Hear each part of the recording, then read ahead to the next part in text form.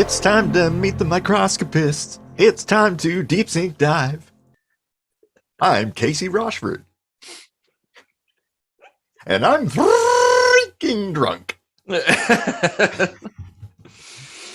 Oh, man. Maybe I'm just putting it on for show. But, well, you know, that's what we do around here. We like to have fun. That is what we do, yeah. Which is why you probably ought to subscribe. Yeah, that button down there. See it? It's red. Click that. Make it gray, you know, and then hit that Make little it bell. So. Make it so. Engage. Oh, man. So I'm Eric Rosenblatt, and I've had a few beers as well. But, you know, that's good because we're celebrating the last episode of season 3. So it's coming when you see this. The next episode is going to be season 4. Holy shit. 4 fucking years, man. Yeah, and you gotta wait a whole week. Yeah, exactly. But there's good stuff in between. We have some enticing little nuggets for you in between. And also, we write our own music. It's available out there, or iTunes and Spotify. I think you can get it through patreon.com/KSMVidcast. You can go to our website. That's ksmvidcast.com. That's kind of like the central hub for all of it. Yeah. So, man, 4th year. Crazy. I don't know what we're going to do for Halloween this year, because that's kind of our special. But yeah. What do you want to? What topic should we go into today, Casey? Whoa! Did you see that? What? Lightning. Light.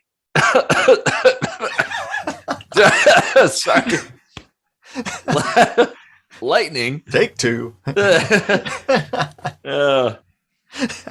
I gotta grab my lightning round. Lightning round. Hell yeah! Boom! Yes, it's been a few months actually since we've done a lightning round. So yeah, and this is number 13, so it's lucky number 13. So I'm sure technically my birthday. Oh, okay. Yep, happened to be the 13th, and that went really well. So that just shoots down all the bullshit people have. The you know. Oh, the number 13. 13 is unlucky. Like, yeah, whatever. I wish I was turning 13, but oh man, me too, dude. If I could like keep my mind all of the things that I know and go back to then, it would be a different world. Let me tell you. Yeah. And I don't mean like start this show on like PBS or something. Yeah, exactly. and I don't mean like, oh, I'm gonna, take the things I know about the past and invest in these things or that, or bet on this sports ball outcome or that one. No, I mean just like simply knowing the things that I've learned, and having that as a tool. Man, that would be like game changing. Holy moly. We haven't even gotten into the episode. So now we're starting a whole new one. So for those who are unfamiliar, if you're just joining us, welcome to the fold, I guess. The kitchen sink commune or so. Yeah, the matrix. Yeah. Whatever's your poison, commune, matrix, whatever. So a lightning round. A lightning round is we divvy up between us the various kind of subject categories. Yeah, the categories, and neither of us knows what the other has chosen except for the last one, and we have 5 minutes to hash it out or talk about things or agree or disagree or whatever. And then as soon as that time's up, whoop, on to the next one. So it's kind of fun. So I guess we ought to get started then. I've got the timer set up here. 5 minutes. Yeah. So I think I am the beginning. I am the alpha. Huh? I said you were the tip of the spear. Just the tip. Oh man. Oh, and that's the thing too. Like these, the more we drink, the funner it gets. uh, Got a little head start. So. yeah, exactly. Yeah, me too. So, all right. I guess it's me, and the subject for me is religion. So let's see here. I have a really good one for this. How about this? Jediism. I can barely fit this on the screen. That's what he said. Yeah. So Jediism. Yeah. So it like it's kind of a joke religion, but kind of not. Like there are actually people who take it seriously, and people. It started.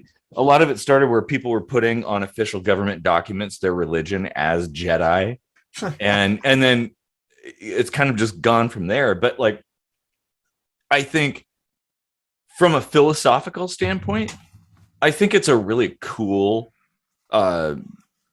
religion, I guess. Apart from some of the woo things like the force, force powers and stuff. I don't know about that, but the personal growth kind of things, and it's based on kind of like taking a lot of like the better parts of various religious philosophies around the world and kind of putting them together, and it's a beautiful thing. I think it's kind of cool, actually.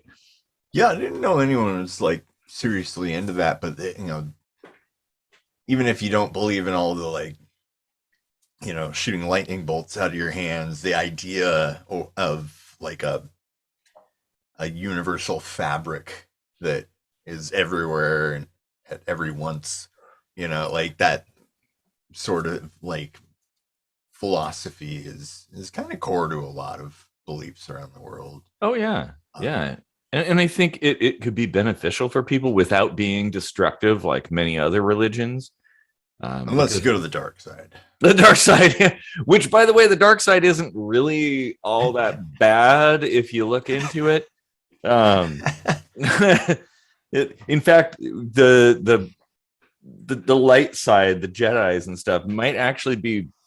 Well, there's arguments to be made that they're the bad guys. I've read up a little bit on that. Mm-hmm. It's kind of interesting. I mean, like I've always wondered, why would anyone want to go to heaven when all the fun things are sin? Like, no, I seriously like had this thought as a kid. No, you're right. That's a good point. I was like, wait a minute. Everything I want to do is a sin, and I'm supposed to get someplace where I will spend eternity not doing what I want? What? No, there are arguments. That's a totally valid, perfectly valid argument in favor of the dark side, essentially. That's why I probably did come back with some kind of knowledge. Like I'm a kid thinking like that. Mm-hmm. I'm already cynical. No, man, intended there. Cynical. Well, clearly you were like some kind of evildoer back in the day, reincarnated, Voldemort. Yeah, exactly. Push my nose out here. But I think that as long as people don't get too carried away with Jediism, I think it's a very beneficial philosophy. Exploring yourself, meditation, self-improvement, and things like that, and doing good. It's a very positive sort of thing. I mean, if you start getting carried away and starting to think that you can like use force power to move objects or bend the universe to your will, well, then wait a minute, you're going into the dark side, I guess, at that point. That reminds me, the whole dark side and light side or Jedi or whatever. That really does show you like shades of gray, right? Mm-hmm. It's it's never really all of one or the other, you know. So like what the Jedi's have done, the bad sounding stuff may have been for a very good reason, or you know. Well, yeah, exactly. And well, the same could be said for the opposite end of that too. And even in the original trilogy, Darth Vader defended his son against imminent death from the Emperor and stuff, and kind of redeemed himself in a sense. And I mean, well, that's another great lesson. You could be Darth fucking Vader and then do one nice thing right before you die, and you get rewarded. But that was what that was exactly the point I was going to make. That it's like, well, that doesn't really make up for all the other shit that happened. But you know, in the eyes of his son, you know, Luke, it's like, you know, he's a better person. He's figured some things out. Which, oh shit, well, that's time. Man, I was getting all philosophical there. That was a really good one. Oh man, that we might actually have to like go into an episode on that. You know, I know we always say that because, yeah, Jediism. Well, those are two totally different things. Do I have to like bust out the Pornhub theme song? They have a theme song? Yeah. Yeah, they do. I tried to start it, but I'm not going to do it now. Well, let's move along from moving swiftly along. Jedi's. Opening another beer too while we're at it. I still got about half of this one, but we are on to economy. Economy. All right. And that's you. So with, you know, like rising costs of everything, and that would be the obvious one to talk about, I started thinking, like, you know, does the black market hurt our economy really? Or could it be the savior? Ooh. Well, in the black market is, I mean, I kind of have a soft spot for the black market because it's very anarchistic. It's very outside of the control of the elites, essentially. So it's sort of like a very human construct that people build. Yeah, it's naked. Yeah. Like it's funny that we veil it as the black market or the dark web when really that's just like the natural state of humanity. Yeah, it's just basically, well, when people are left to their own devices, this is how they behave. Yeah. They even have terminology, you know, to tie it to the last topic. They have the white hats, the gray hats, and the black hats, and it's like you're just describing people like interacting with each other, and there's some good or some bad, and there's a lot in between. Like, well, yeah, it's just it's essentially like the black market is really the only free market in the world, as free as it can be. Obviously, you know, since it tends to be involved in illegal activities, whatever's deemed illegal in the realm that you live in. Obviously, there is that threat that sort of dictates things. But there are no regulations. There are rules. Like, that's the thing. People think like, oh, the black market, it has no rules at all. It's just completely uncontrolled. No, people build their own rules, their own systems. That's what humans do. I mean, there's a reason why governments do those things, and it's because people do those things, and governments are composed of people. And they're just kind of a more official, sort of structured way of doing that. But yeah, people do that on their own. And I think, yeah, the black market is the solution for a lot of things. Medicine being one of the biggest, I think. Oh yeah. Well, and just in tying into like kind of current events around this time, in the Soviet Union, the black market was the only way to get stuff because you just couldn't find anything. So there was this kind of underground economy built around providing things. Same thing, Venezuela, they like the Bolivar is complete shit right now. So um, they use like cryptocurrency. It's illegal to do so, but they do it anyway because it's the only way to have a medium of exchange that actually has some kind of value. Mm-hmm. And that's the thing. Like if you cannot get something, or can't, if there's a scarcity or something, then yeah, you can have an underground system supplying goods and services that people want. Yeah, that's a great Despite, point. yeah, like You have to have a null argument. mhm. Like you have to in anything you have to operate from the stance of like acknowledging that there's a scenario where nothing works, right? Mhm. Mhm. You have to be prepared for that. Um, Yeah.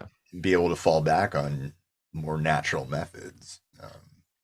Well, yeah, and if the system that you're stuck with, if there's some kind of, say you live in a place that's has a monopolistic system where there's no other choice, well, what other choice do you have but to go to the black market or form your own or participate in that? Man, how You yin know? yang is this shit? Like there's like the core of anarchism that kind of vaguely depends on some kind of structure somewhere out there. And then there's all this structure that's built on the strength of knowing that there's an anarchistic backup. So it's almost like this like loop is feeding around and varying gradients of what people consider like normal in terms of how we govern ourselves or don't. Yeah. You Well, know. and I think it kind of sucks that there's sort of this. Well, and it all comes from the government because government hates competition. So um, they try to paint the black market as if it's some kind of evil, vile pit of grossness or something, and only the worst possible people would go there. But no, it's a functional tool that people. Remember when the internet was that? Yeah, exactly. Well, that's time. So man, that was just starting to get good. Shit. Yeah, I knew Oh, this would be a good one. this is very good. Okay, so we'll try to keep it going at a swifter pace. So on to me, and that would be science. And so yeah, I thought, why don't we talk for a minute about self-driving cars and AI and stuff? Yeah. Hmm. Like, what do you think about self-driving cars?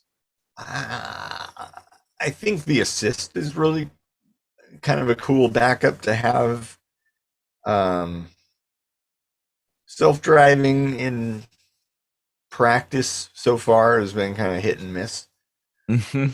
Um, there's obvious like decision making that we as humans feel as humans and judge thereupon. Like I'm speaking basically of the ethics of it. It's like who if I have to run something over, who's it going to be? Yeah, Is not really something you program. that's true. Yeah. Well, and I think the argument could be made that a self-driving car or a driving assist, or I think the driving assist thing, especially something that keeps you from, say, rear-ending a car ahead of you if you're not paying attention for a couple seconds, that's good.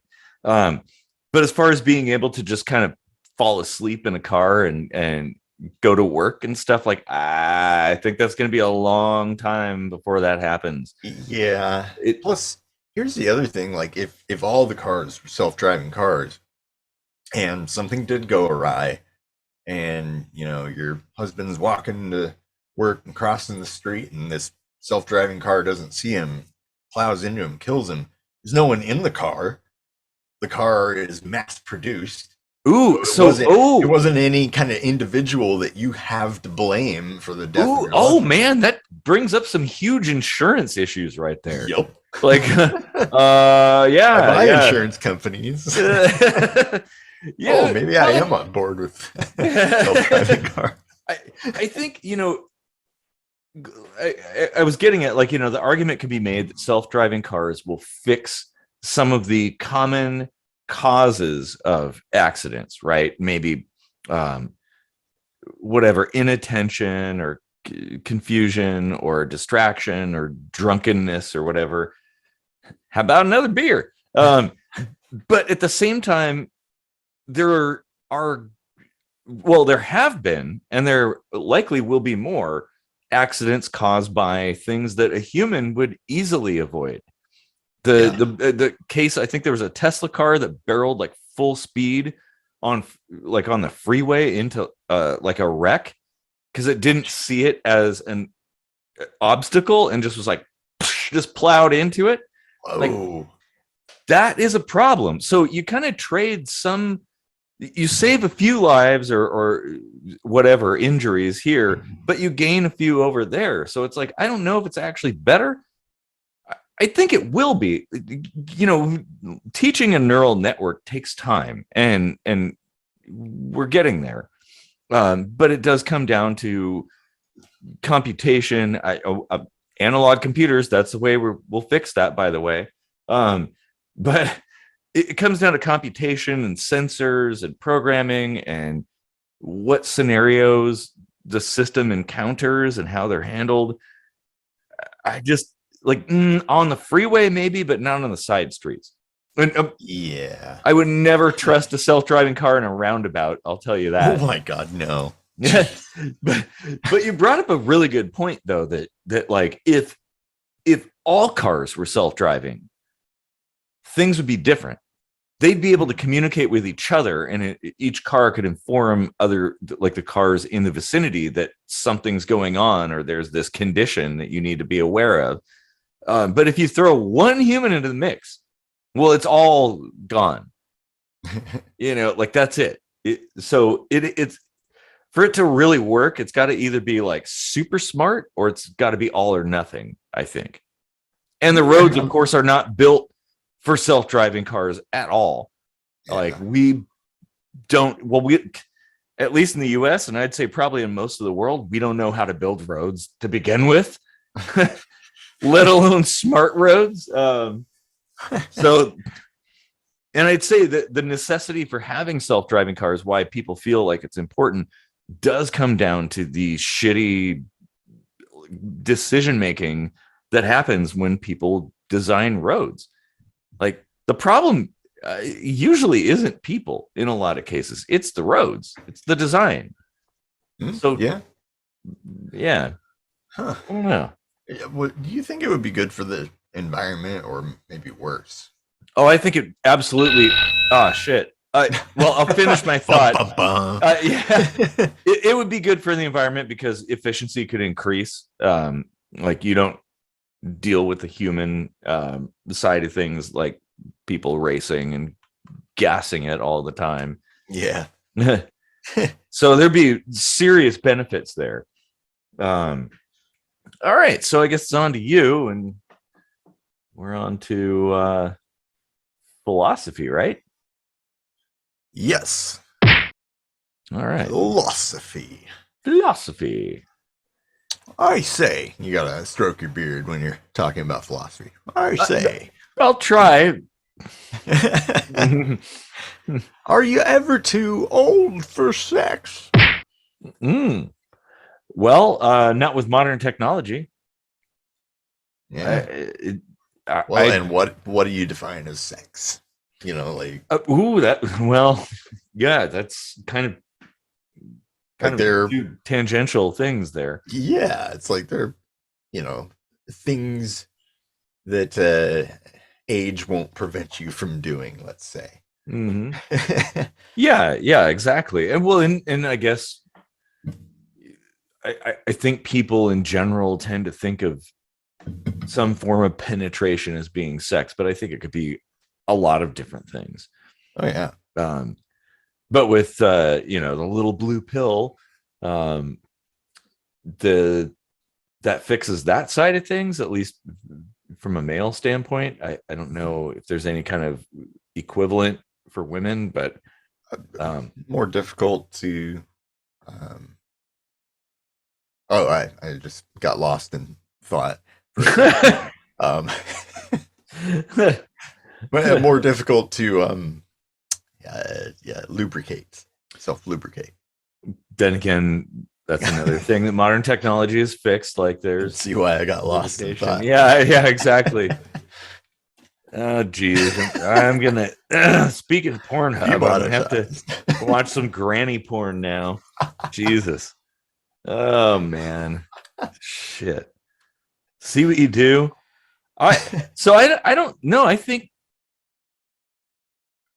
back in the day there was kind of a cutoff point, and I suppose it kind of depends on your uh where you are in life and how you feel about things, but I don't think there's an end to that. I mean, maybe you get to the point where any kind of physical activity is painful or whatever, or difficult, but as long as that isn't the case, then yeah, like I don't think there should be an end date to that. That's yeah. Yeah. I think I mean, and that's one of those things that just, it feels good. So like, why would you ever want there to be an age where you just can't do something that feels good? Exactly. Well, and by the time you get to that point, wouldn't that be even more important? Mm-hmm. Like, okay, I'm hitting the sunset times. So you want to kind of go out with a bang, no pun intended, and have a lot of fun and stuff like that. And it kind of sucks that nature sort of screws you in that regard, where but no pun intended again. Geez, there's going to be more. But yeah, like why not live it up in your as they say, twilight years? I think that's kind of bullshit. I think people can do really amazing things and have a great time even as they get closer to 100 years old and stuff. And it's pretty evident if you look that up, like, oh yeah, life doesn't end at retirement age or something. I mean, it could just be beginning. So live it up. And yeah, maybe you might have to change things around a little, but I'd see it as no different than you lost a leg or an arm or something and you can't do things, and so now you have to adjust and try to do the same things without that physical side. And the same could be said for aging. Yeah, that's exactly. It is kind of like losing an arm. In a way, yeah. Or a leg, I guess, yeah. Mm-hmm. Yeah, I definitely don't think there's too old. Like, in age in general, like age gaps and stuff. A lot of people have been like, "Wow, are you dating somebody like 13 years older than you or something?" And it's like, well, yeah, like, what? Yeah, yeah, exactly. Like, who cares? I don't. The question is, the only questions that need to be asked are you happy? And is the other person being coerced, or is anybody being coerced? Yeah. That's it. If everybody's happy and they're doing it willingly, I don't care. Like, oh shit. Boom. Well, I was about to go on to something, but yeah. Oh man. So all right, then I guess time's up. So it would be on to me. And I have conspiracies. What are your conspiracies? They're out there. They're watching us. The globalists are taking over. They're turning the frogs gay. Anyway. Oh, man.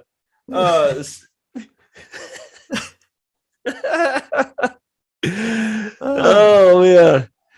All right, so okay, so here, all right. Here's my topic for conspiracies. The term conspiracy theory is itself a conspiracy. Oh, yeah.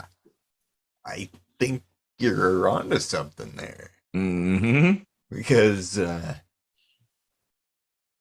it, like we mentioned earlier, I love how we always tie all these together somehow too.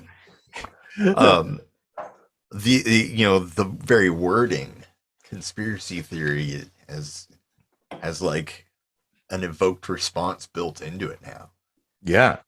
Well, and the conspiracy theory behind the conspiracy theory conspiracy is that it was something built by the CIA essentially, or fomented by the CIA. Not like, terms like conspiracy theory did exist sort of before, but people say that due to the large number of people who, by the way, today it's about the same proportion of people who disbelieve the official narrative on how the JFK assassination went down, that the CIA sort of had a little campaign to kind of get the term conspiracy theory to be seen as a derogatory term, an insult essentially, and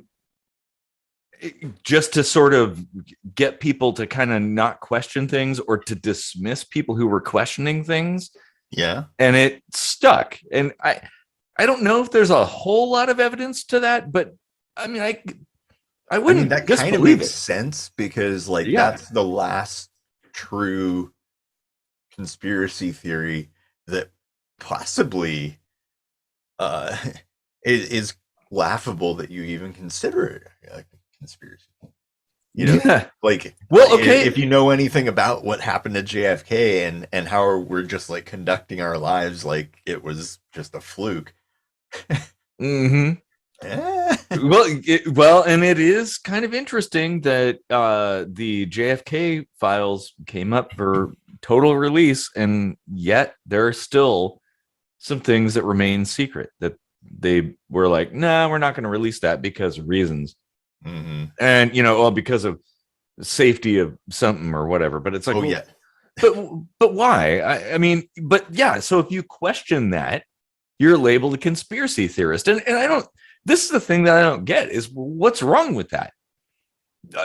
A conspiracy theory, I guess you could probably, a more proper term would be a conspiracy hypothesis, unless you were on the inside. That's the important part. The theory takes it too far because when you have theory, that's like, well, at least in science, real science. Yeah. That's how you're acting as though it's the truth, right? Yep. You really should be having conspiracy hypotheses. Mm-hmm. And instead of being like, I know the government's lying to me, you could be like, I think the government's lying to me. Exactly. Yeah. Yeah. And it is more of an hypothesis. But I don't understand why it's a derogatory term, and it does kind of feel like a CIA campaign because of how powerful it is and how instantly, just people react to this thing. You say that, and then all of a sudden it's almost as if that labeling somebody as a conspiracy theorist is just like, well, it's an automatic dismissal of anything you're thinking about. No reason to entertain it at all. It's sort of like if you label somebody any other kind of like ist or ism kind of thing, like it's to diminish their position and convince people. Well, I guess it automatically seems to convince people to not even hear what they're saying, and they might be right. I mean, there was the what's his name? I can't remember his name, but the guy that was trying to tell surgeons that they should wash their hands back in the 1800s, and he had all kinds of evidence to support that, and people were like, oh, you're telling us we're dirty, we don't need to wash our hands. And it's like, but he was right. A lot of conspiracy theories have a seed of truth or turn out to be totally true, but yet every single time people just poo-poo it, like, oh, Yeah, you're just a conspiracy theorist, you know. Well, there's Oh, damn. dang. Oh You need man, that's a really good one. you need to go off on that in that book we're working on, kind of back burner Mm-hmm. right now on isms. Because Oh yeah, yeah. I don't even know if I considered that, but like the labels of things like conspiracy theorists, all that stuff, those are isms in disguise. Yeah. Yeah, yeah, it's the same thing. It's like essentially you simplify a person by stripping everything that makes them who they are and reducing it down to like one color or whatever, one wavelength. And you go like, oh, yep, that's who you are. Well, that person's a Nazi because this reason, or that person's a conspiracy theorist, or that person's like this or that, or whatever. Yeah, and then, well, it becomes a cycle.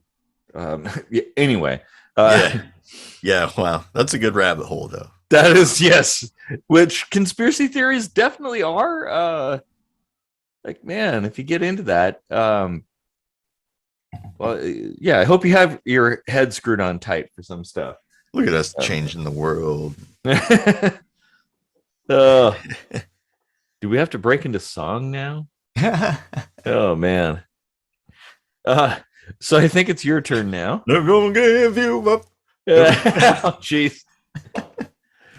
Oh, really? We're gonna rickroll our viewers. Sorry.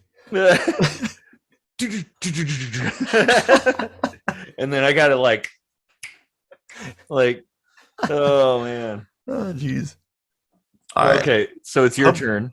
Public health and safety. All right. Two words or one mushed or hyphenated word. Overpopulation. Ooh. Yeah, overpopulation. It took me a minute to kind of like absorb what you said because My Shatner-esque the delivery. Shatner, yeah, exactly. And you didn't have like a bongo or a pipe or anything, so I was kind of like just sitting there in a daze. So yeah, like Well, what are your thoughts on it though? Like, what I I think it could definitely be a factor, especially from a resource standpoint. Like there's a lot of room on Earth, but there aren't a lot of resources, and there's not a lot of certain resources that are important. So you add more people, and we're probably going to hit a point where so far I think technologically farming is not really an issue as far as food goes, but as far as a lot of other stuff, energy is a problem. Nuclear, by the way. Isn't there even oxygen deficiency in certain areas just because of all the CO2 exchange from breathing, and like it's Yeah, actually like more scarce to find oxygen in certain areas. I might be mistaken about that. I wouldn't doubt it. I mean, I mean, it's a fluid, so yeah, you know it may sound weird to say something like that, but you can have gradients of density sure. throughout the air of any Hmm. given molecule. Well, yeah, and I certainly wouldn't doubt that. I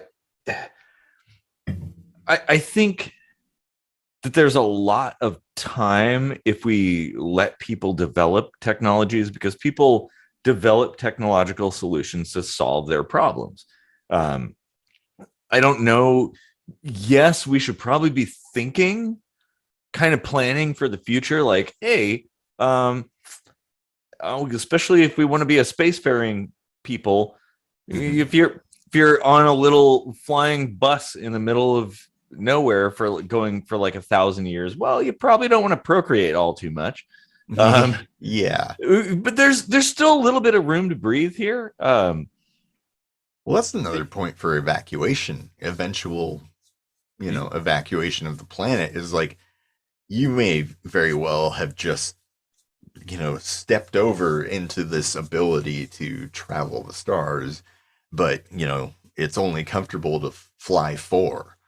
And so you gotta like build all these things to get billions of people off the planet, Oh, and geez. think of the resources for that. Well, and you may not have to get billions of people off the planet. It may be just reaching an equilibrium. Like, okay, well, maybe just a billion people is enough to kind of balance things out.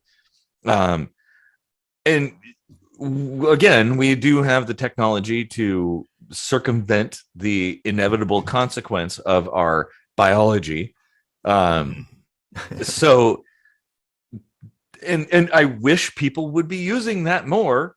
There are a lot of options, and I don't think.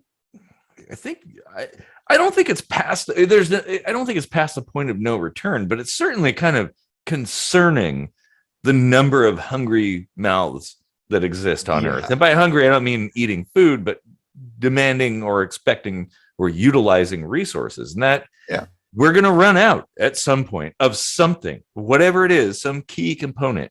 And it might be oxygen, it could be iron, it could be silver, it could be copper, it could whatever. Petroleum. Petroleum is definitely a finite thing, and we're burning it like it's going out of style. And all of it, and it was a good thing. Like, we needed that to kind of pull ourselves by our bootstraps out of the dark ages, essentially. But okay, we know better now, so we should be shifting our focus in different directions. There used to be reasons to have big families and stuff. It was to help everyone survive. That socialism structure of like taking care of your tribe and stuff. And life expectancies, life expectancies were really short, and it's like you didn't even know if like a child that you had would get to age 1 if they'd see their first birthday. So it's like, well, you better have a lot of kids. Well, and you get evolution faster from large families because you're increasing the odds of interaction. Oh shit! Wait, finish that statement because finish that statement because that's good. Well, yeah, you increase the chances of your half of your half of the DNA in various iterations has to intermingle with others of a great diversity, and all of these interactions are potentials for mutations to occur, which drive evolution. Exactly. So even though we have a relatively like short or long, depending on how you look at it, time to wait for evolution to take effect, because we have long lifespans, right? We still have a lot of diversity and a pretty decent chunk of time behind us to have driven us like far faster than we were ready for. Yeah. Well, and nuclear bombs are a good example of that. Like, and also what you're saying is a good argument for poly or non-monogamy in general. But yeah, anyway, we've extended the conversation longer than we should, so we should go on to the next topic, which that was a really good one, which we should probably do a whole episode on that, because that, like, there's so many angles there's no way we could possibly cover everything in 5 minutes. Nah.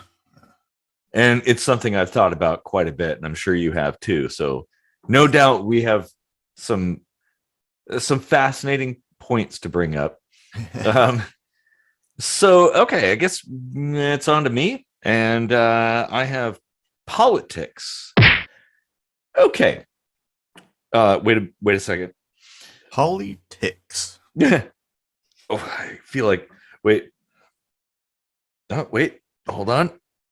Nope. Okay. Well, I feel like I have to burp. Send that thought on down to the archives.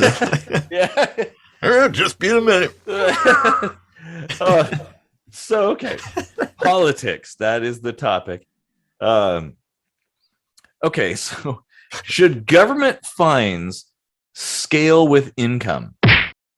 Yeah, I agree. I totally agree. As it stands, it's only a punishment to the poor.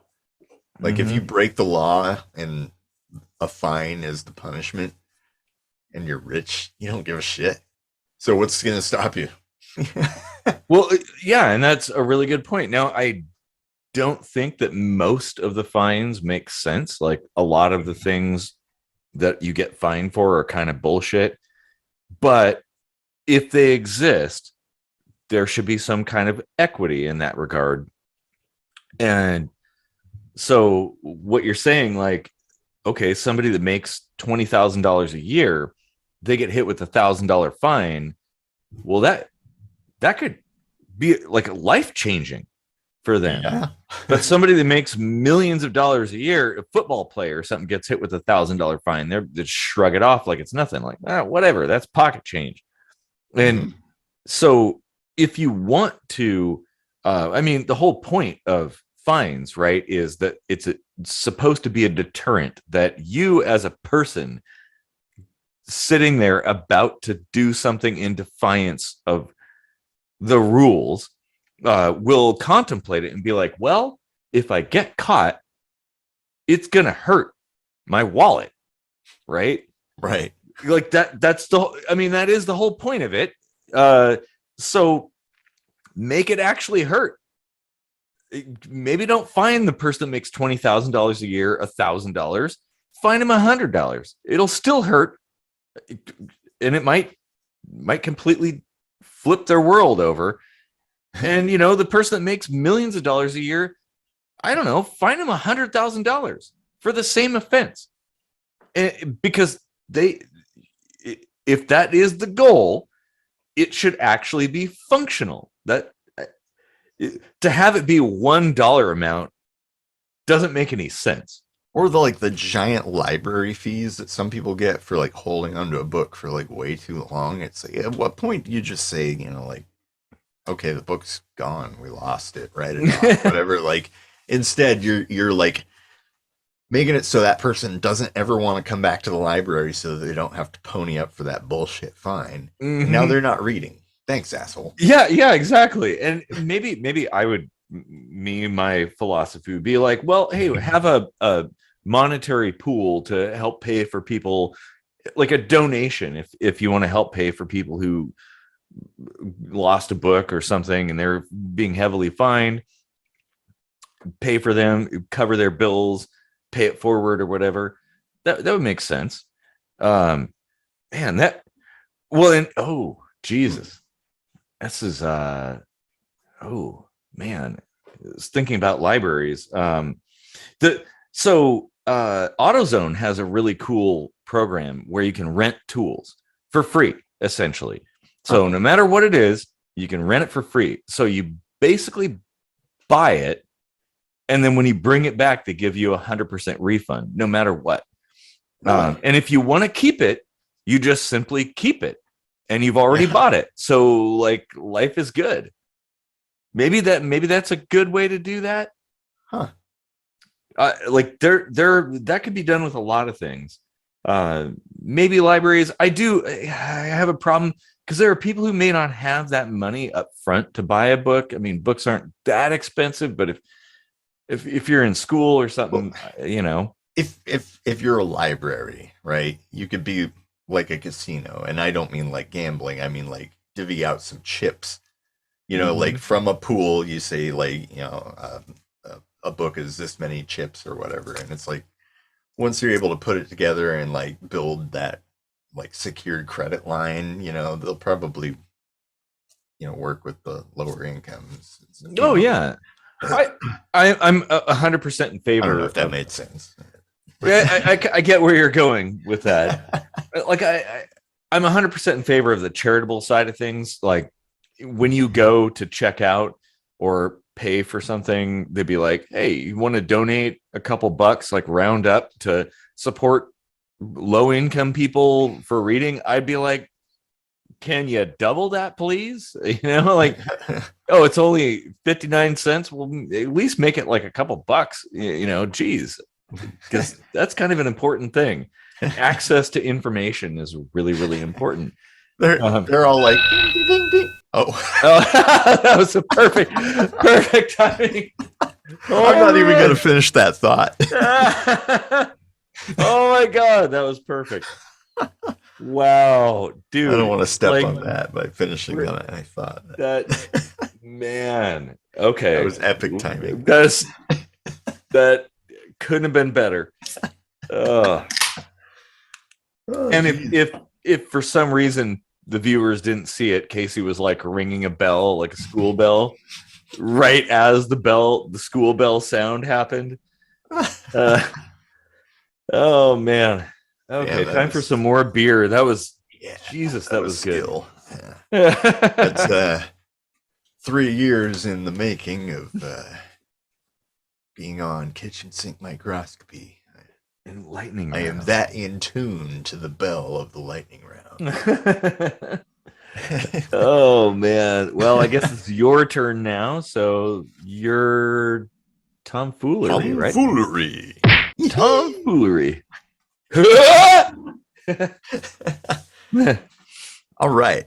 Tacoma versus Seattle. Mm. Oh man, dude. So I actually in that regard I was gonna write a song called "There's Nothing South of Seattle" because that's how people in Seattle see things. They don't know that there's anything else.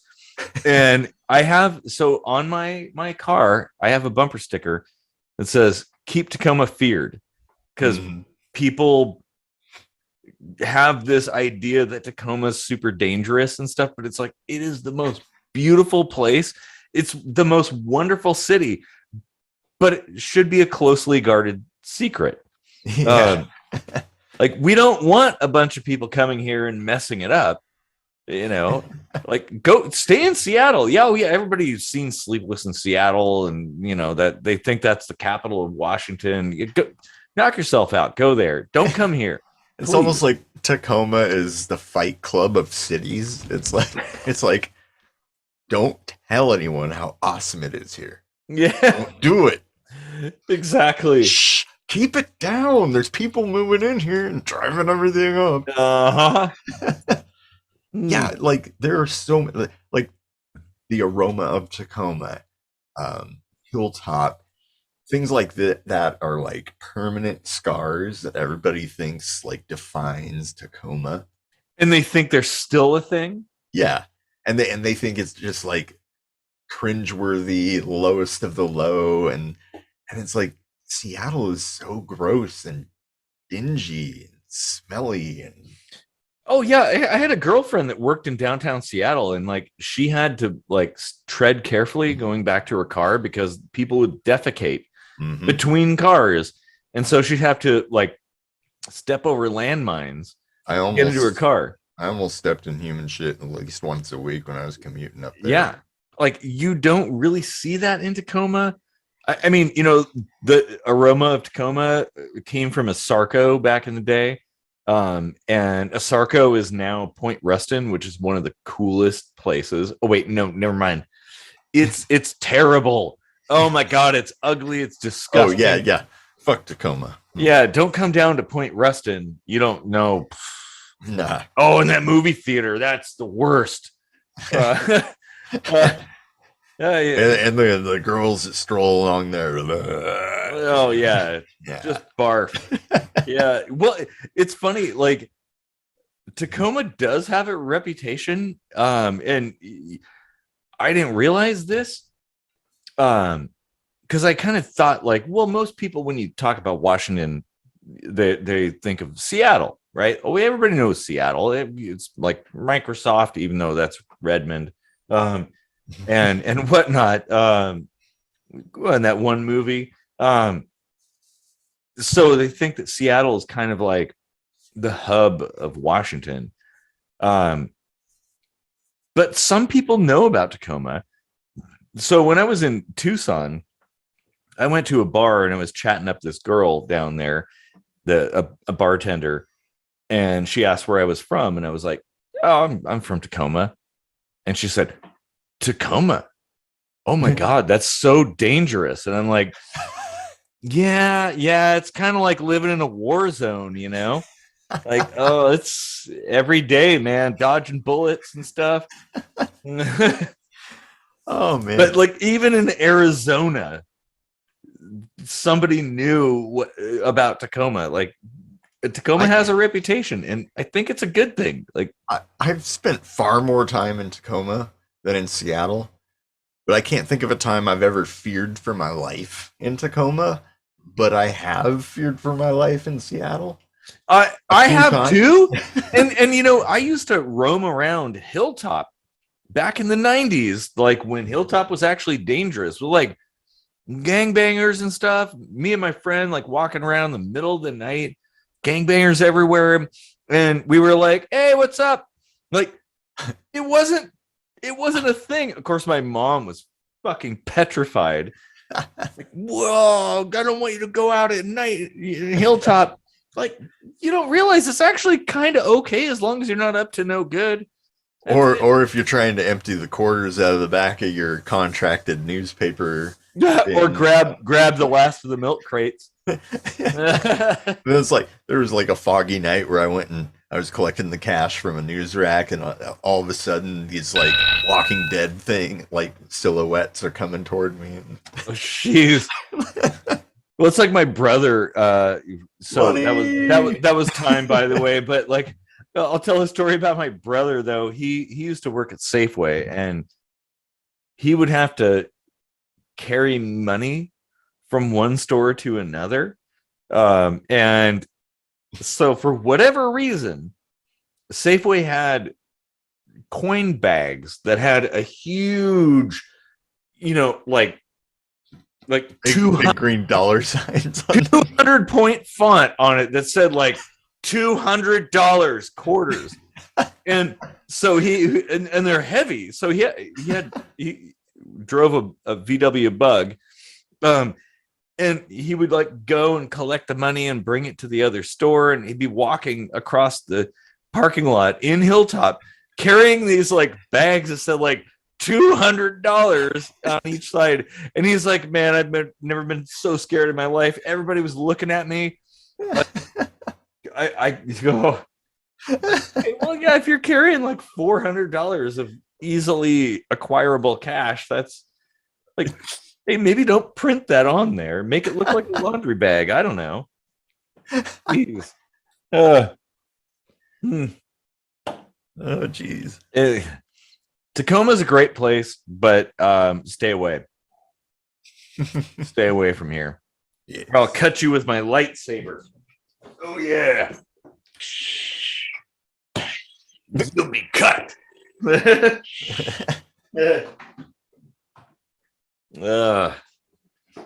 So, okay, I guess we're on to the last topic that we both know, and that would be current events. Ooh, excuse me. Too much beer. Yeah. Ask him. So, I just thought, like, what do you think of the leadership that Zelenskyy is showing in Ukraine right now? Oh, dude.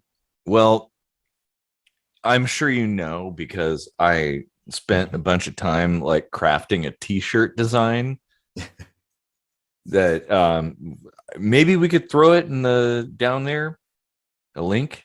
Maybe. Oh, I can up there. Yeah. Oh, up there. Okay. All right. It's up there. Right up there, right? Yeah. Yep. Okay. Mm-hmm. Yeah. So I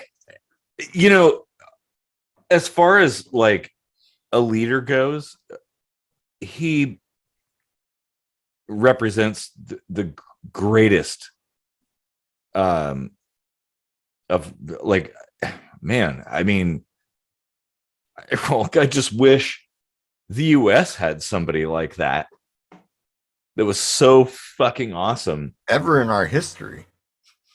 Yeah, I mean, really, probably going back a few years, maybe, but in general, yeah, like Kiev was on the verge of being invaded. And I mean, now we're like several days past and it's still holding out. So there's that. Huh. But Zelenskyy gave this really cool speech on the street, which is I took a screenshot of a frame from that because it was so moving and so inspiring. And, you know, for people in Ukraine who are fearing the worst, to know that the president is just like, yep, I'm going to hang out on the street and we're not leaving. Mm-hmm. And he's still there. Like, that's pretty cool. Like, yeah, like that's a guy that shows you he would die for his country. Mm-hmm. You know, like he's really got the people's best interest in mind and heart. Yeah. You know, like we've never had that. No. Like we've been attacked on our soil 2 times in, you know, like our parents' lifetimes, right? Mm-hmm. And neither one of those times did the president rush out to the front lines, basically. Yeah, like no. And if you look at the US, it's sort of the default position that if there's some kind of threat, you pull everybody out and take them to a safe place far away. It is not the norm here for public officials to just stay there and fight. Mm-hmm. And so it's like, man, that I promise I won't tear up, but it really, really made me feel something. Like, and I'll tell you what, you can sign up for the Ukrainian Foreign Legion and help fight with them. And I kind of felt like I wanted to at that point. Like, I don't even know these people. I mean, I have Ukrainian friends, but like, it's inspiring though. It is. It is. It's like, you know, that, it's leading by example. Yeah. Like, man, it moves me, and I'm halfway across the planet. Like, this isn't my country, but I want to fight for them too, because it's representing something. And just to see that, like, damn. Yeah. It's Jesus. Yeah. So Zelenskyy, you're a Chad, man. Like that, dude. Oh, and that's a funny thing. It's like Putin now is looking like a complete dunce after all this. Like, because I was pretty convinced that Russia's military was pretty competent, but it's pretty clear they're really not. So Putin's kind of looking limp dick now. And Zelenskyy is just like that tower. I think it's called Freedom Square in Kyiv with the statue. It's like, well, that's Zelenskyy's cock right there, just laughing at you, Putin. You know what? We had a conversation where you were expressing some dismay at people pronouncing it Kyiv. Mm-hmm. And the next night, I saw on the news somebody that had like escaped. They escaped from Ukraine, and so they're from Ukraine, and they called it Kyiv. And I was like, wait, I've always heard them pronounce it Kyiv. Well, like, so like, it's not. Is there some like change in how they've decided to pronounce it? I thought no, but so okay, it's Ukrainian, so it's a little bit different. It's not Kiev, it's like Kyiv. So right. There's a little right there in there. It's to say Kyiv is sort of to ignore that little bit. I mean, you know, it's kind of like it doesn't actually matter. I mean, but you know, people here in Washington get all bent out of shape if somebody says Puyallup, you know, and it's like, well, that's how it's spelled. But it's Puyallup. You just kind of learn that. So there's a little, it's more than Kyiv, but it's not quite Kiev. Let me tell you, Puyallup is nothing compared to Osius, which is OSOSSOOS. There's a bunch of S's and O's. Well, and then there's that town in where is it in Wales, I think, that has like the crazy ass spelling. It's like 30 characters long. Jeez. Yeah, I should actually look it up.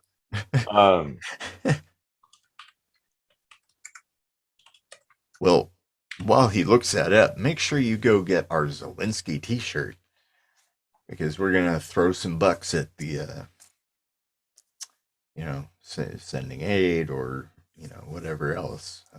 Gonna take them Zelenskyy dollars and put it to good use. So show your support. Yeah, I would actually say, I don't know about you, Casey, but if anybody buys the t-shirt, all the profits go to Ukraine. Yep. Whatever charity helping people, I mean, there's so much destruction and despair there. I think anything counts. Me, I'd be inclined to be like, well, send ammo, and rifles or something. Kind of cool to see. Like, I was watching a video the other day of there was people all around the world are signing up to join the Ukrainian military to defend that country. Wow. It's really cool. People from there's some people from the US, there's people from Britain, all over the world, that it's a really cool thing, because this is a shitty thing. This should never have happened. These people don't deserve this. It isn't. Well, like, I saw an interview with a guy in Ukraine, and he was saying, yeah, the Russians aren't fighting against the Ukrainian military. They're fighting everyone. And man, what a time. Well, you know what, like, not to drag this on, but what kind of irks me is, gas prices have just gone up. Yeah. And I see a lot of people being like, quit complaining about gas prices going up because it's going to help Ukraine. And it's like, well, that's kind of a potential, tertiary effect. But it's not like, we weren't like, let's raise gas prices and then give the proceeds to Ukraine. No. Exactly. Yeah. It's not like the extra dollars are going to don't paint Ukraine. It like we're doing this, out of the goodness of our hearts. Like, Russia just happens to give us lots of oil, so we're just being like, fuck you, Russia.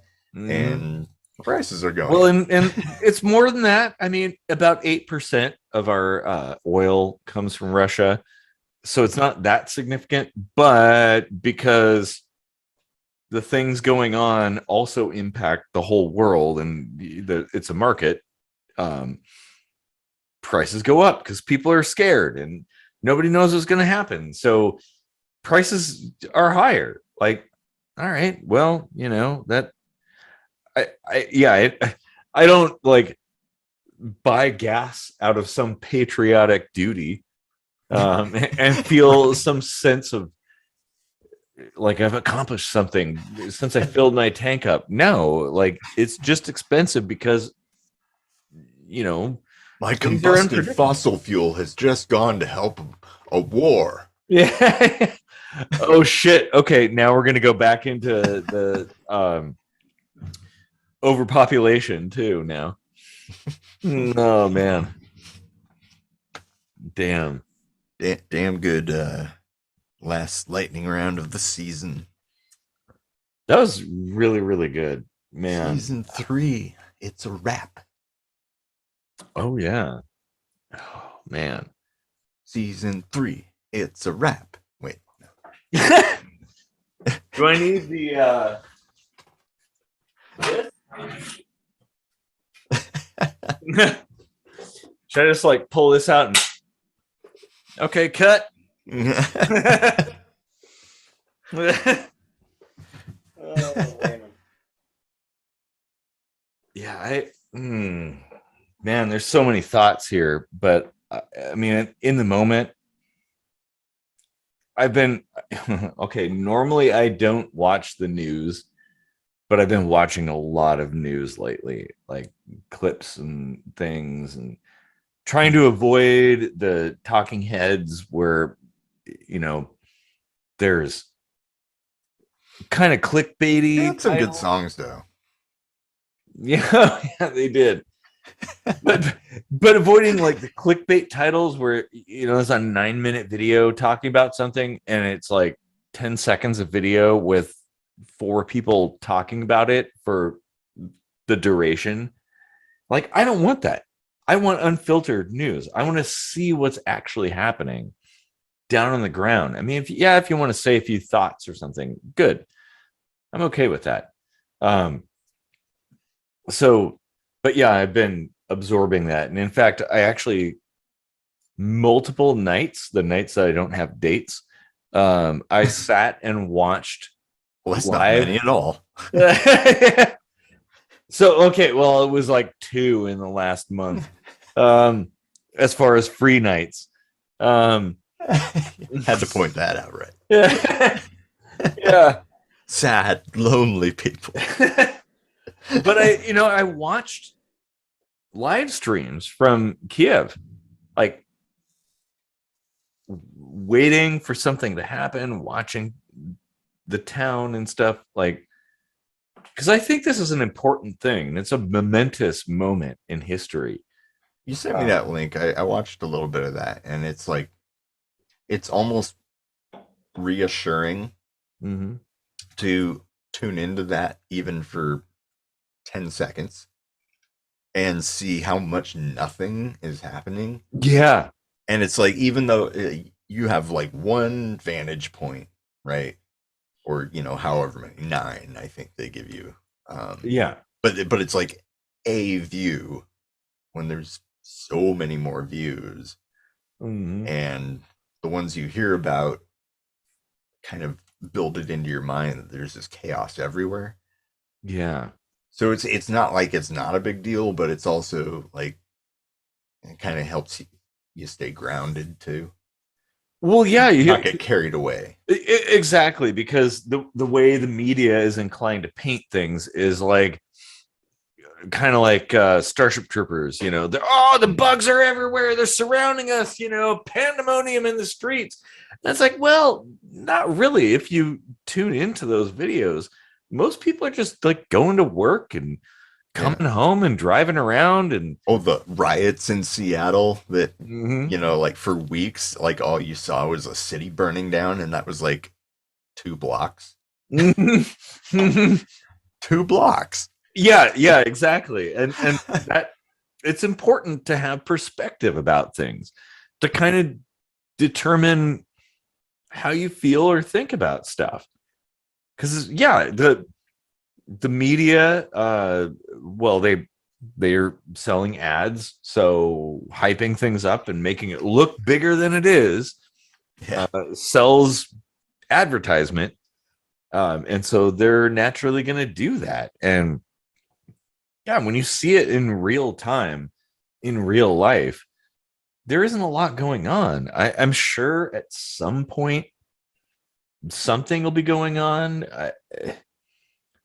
There's definitely things happening in Ukraine, but it isn't like, well, it isn't the way it's portrayed. But I agree. It shouldn't be downplayed because there's a lot of suffering and a lot of destruction, unnecessary destruction too, by the way. And it's, man, it's and it's like you're almost getting beaten over the head by not to use a buzzword, but woke culture, Mhm. being like, oh, you're not kind enough, or you're not thoughtful enough. They're like trashing you for, like not being a big enough cheerleader or whatever. Okay, I'll say I will be more inclined to defer to that sort of statement if somebody has themselves personally signed up to serve in the Ukrainian military. Then Yeah. then you have something to talk about. Like if you're not in the Foreign Legion there, well then, I mean, you're no different than anything. Like, Yeah, but it's like I saw a quote today. The day we're recording is International Women's Day, and it's something like, you don't you don't have to uh, beat down other women. You can rise together. It's like, you know can't we just do that? Can't we like let people uh, feel for Ukraine at whatever level they're comfortable with, and not shame them for it? yeah. It's like, you want more support, not less. So why are Mhm. you like shaming people for their level of support? It Oh seems yeah, well, and counterintuitive. exactly, and I think there's kind of an assumption that like if you don't comprehend things on a particular level, that you must have some kind of malice behind you. That the reason you don't feel the way you do isn't because you don't know much about something. It's because you intentionally, I don't know, like it's intentional, which is bullshit. Yeah. Yeah. Well, I guess that's Oof. probably good. Oh, man. Oh, do I have to say Slava Ukraini one more time? But I will.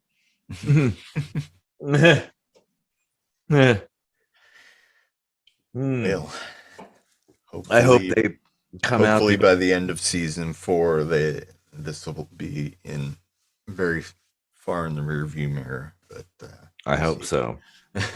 And let's hope that this isn't our last episode because global thermonuclear war happened. Um, because yeah, I'm kind of worried about like the elites in Russia getting backed into a corner and making stupid ass decisions as elites do when they're backed into corners.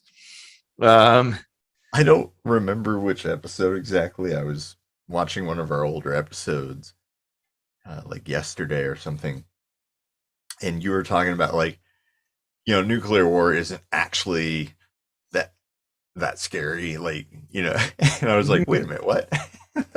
well, okay, yeah, no, that's actually true. It's not the death sentence that people think it is, but Not like the Terminator movies, no. yeah, exactly. But we should avoid it. Like, please, let's avoid it because there could be a lot of bad effects. But it isn't. Well, it's not like it is in the movies. Let's say. Mm-hmm. Um, yeah, I'd rather not have that happen. That would be nice. Um, hey, why don't we all just go home and I don't know, go home and fuck. That's the way to solve a dispute, right? Like, I'd like to see the Russians and Ukrainians just like, well, no, I don't know that I want to see that, but maybe I don't know. Hmm. I don't know if you can see this on the receipt, but when you said just go home and fuck, like this receipt I got from the gas station says no cum. No come. Like, uh, man. oh, jeez. Well, that's bullshit. Well, now I don't even want to fight. What's the point? Cobra Man. Cobra Man. That's Why we exactly. fighting? Totally. Oh, man. Well, there's a lot of points that I think we should probably go back to. Yeah. Uh, Yeah, that yeah. was a very, very good one. Oh, really good. Jeez. Man. Well, okay. Yep. You know, for a lightning round, this was pretty long, but it was, I mean, was it 13 or 14? If officially it was 13. 14. Yeah. I mean, Whatever it numbers, is. yeah. uh, That tells you a lot about how we mark time, doesn't it? hmm Makes you Oh wonder. man, don't get me Oh, are we started on gonna time. count that? Nah. Don't get me started on time. Oh shit. Oh man. Oh well. All right. That was a pretty good one. Maybe we can collectively decide to just forget that 2020 happened. We just counted 2019, 2021, 2022. This is how we did it. Well, given the calendar is arbitrary to begin with, there's no reason why not. I mean, people think that the official stance is official, but is it? Like, what about the democratic process?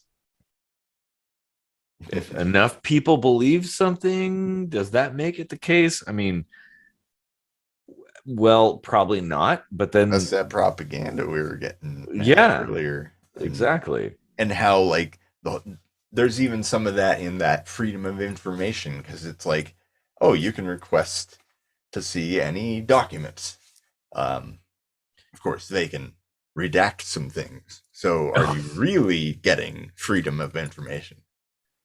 Yeah. And Like, are they is just doing information actually exactly what free? they would do, right? Like they redact documents all the time, and it's like, how do you know they're redacting less?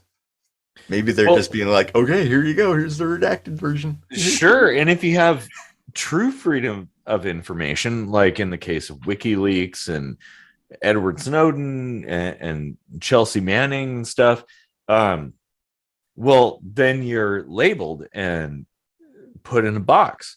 And like, oh, but that isn't the information we want you to see. But it's like, that's not what's actually going on. Like, if you want to know what's going on, well, you're probably not supposed to. It. Oh man. Okay. I'm gonna not get riled up because I will in this regard. Like I this is just kind something. of, I just almost had this thought, like, God was kind of like, those weren't the people I wanted you to kill, and made it, like, built this idea that it's okay to kill certain people. And, like, maybe that whole angry God of the Old Testament kind of set the precedent for psychopaths. Yeah. Oh, jeez. What if religion caused psychopathy? And politics. Huh. Oh man, that Huh. could be. We should make that an episode. That's right, folks. You just saw the birth of an episode. Oh wait, do we have to blur it out? No, it's like the miracle of life video. Oh, It's okay. okay to see a totally stretched out cooter. That's fine. Yeah, that's fine as long as it's a birth. So the truth unveiled, totally okay. As long as there's blood everywhere, we're good showing it. Yep. Oh shit. Well, great. Now you just circle back to Ukraine. Oh, God. Holy moly, man. Jesus. Well, let's hope Well, they are strong as vagina. Well, It's very strong, actually. okay, very true. And I'm not just saying that because it's International Women's Day. Well, Ukraine did spank Russia something fierce over and over and over again. So there is that. Yeah. But I hear a song blowing on the wind coming in. I detect the end of the episode. It's like when you're rambling on and on and on and on and on at the awards ceremony, and then the music just like